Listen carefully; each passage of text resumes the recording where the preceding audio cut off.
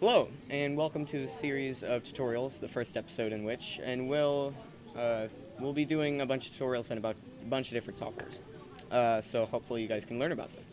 This is going to be a tutorial for a software called SketchUp, which is used for 3D modeling. Now this is recorded in East Classroom, so yeah, there are people singing, there's people talking, so if you hear background noise, nothing much I can do. We're using a boom mic right now, so the sound might be a little bit muffled, but I'll try to keep it as loud as I can. It's also supposed to keep other people from being able to be heard, so let's try to focus on what I'm saying. Now, first thing you want to do when you open the world is the rotate tool. Now this tool basically lets you rotate around a certain point, usually the axis. In this case, we're rotating around this man for some reason. But basically double click on an area and you will rotate around that point. So there's the man. He follows you everywhere. Never looks away. Now the file, that's a bunch of different stuff, but you can actually print your worlds. That's the thing I'm not going to go into because I don't feel like doing that stuff that complex. This is select tool. You basically use this, you double click on it, highlight certain areas. Like with this Duder man, you can select all and you can delete them. Bam. Now we only have this beautiful hairless because I don't like the boxes. Double click on him, erase him. Anyway, go back to the rectangle tool, pull it out. Bam, got yourself a rectangle. That's so great. That's the base for whatever you're building. Now down here, you pull up the surface, and on any surface it can extend out, which is really useful for when you're trying to build houses and any complex structures that you don't feel like adding on another rectangle to do. So what you want to do next, if you're trying to build a curved roof, I recommend using this tool right here. It's the pencil tool. You can either do a line or freehand. Of course, everything in this has to have a hotkey, so the hotkey for this, or hotkey for rectangles is R, and the hotkey for a pencil or line is L. Now, if you're looking to make a line directly in the middle, you want to go to this light blue thing, hover over it, it says midpoint on it, pull up, and bam, you got yourself a line. If you're trying to change the direction of the line, you do that by pressing an arrow key.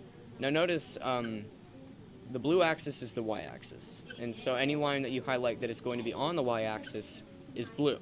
And then if you press an arrow key and you're trying to get it to go to the side here, it's red because it's going on, the other axis, or the x-axis, and then this is green for the z-axis.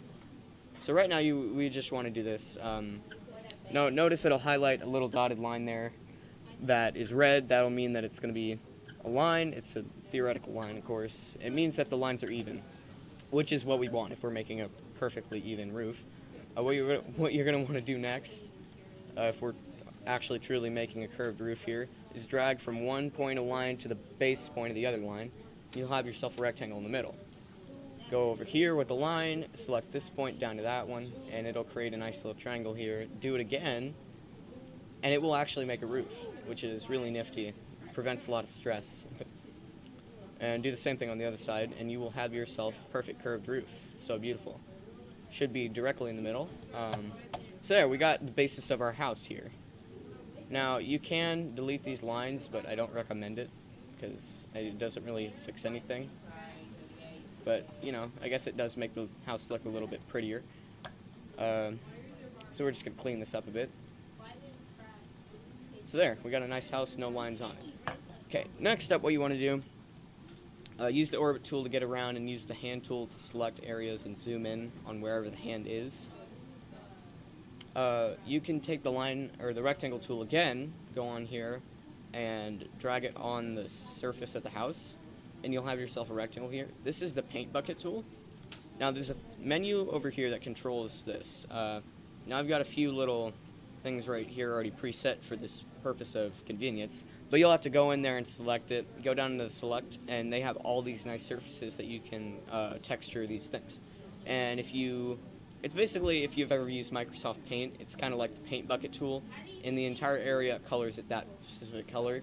I don't think this brushes, because, painting glass would look kind of stupid, but that might be in a future update.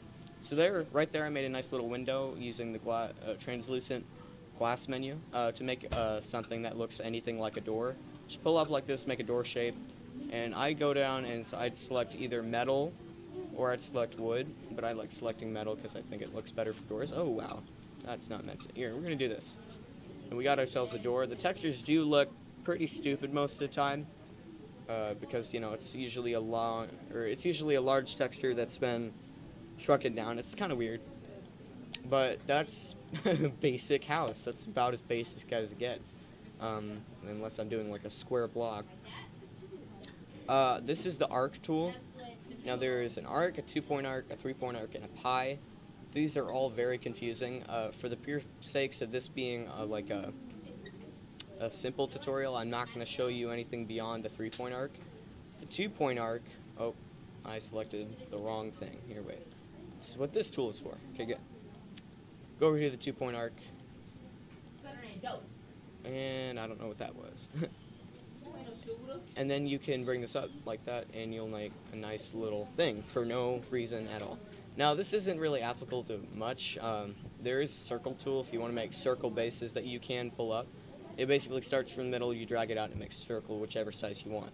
This can be as big as you want. You can drag it up like this. It doesn't work on the side because it is a smooth surface, so I would not recommend trying to do that. Over here, this tool, these are all weird tools, but it basically allows you to do weird stuff, resize stuff. I wouldn't recommend using it if you're trying to do something basic. We might have an advanced tutorial one day, because we do have some guy trying to, he's working on this like I am, and he's trying to make more of an advanced thing. This tool, if you really want to mess stuff up, this is how you do it, with this tool right here.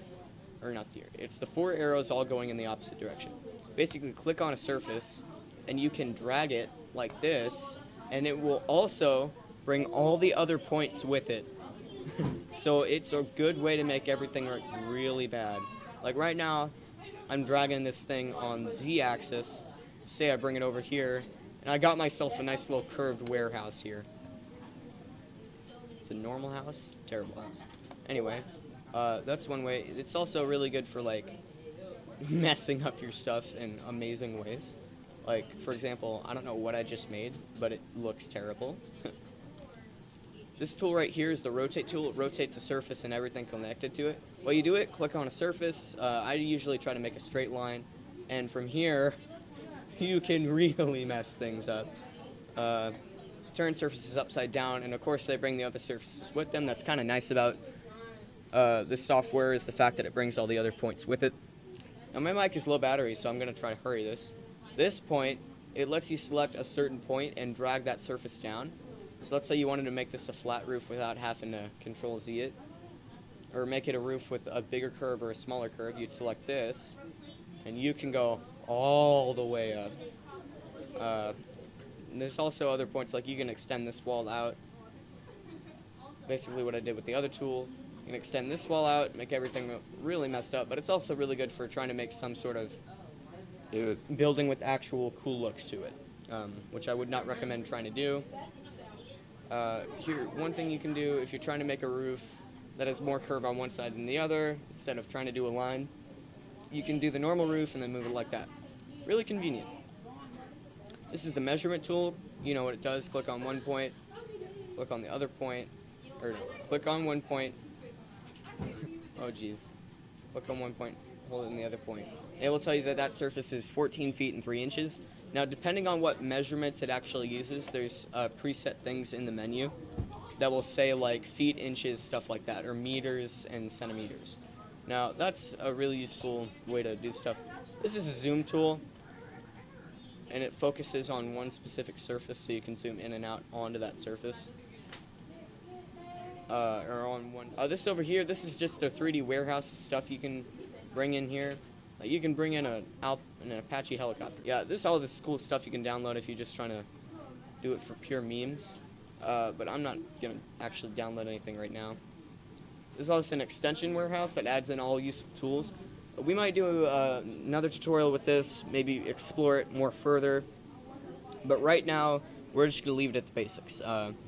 Like I said, we got a guy working on it who's gonna try to explore this more further. Anyway, those are the basic tools.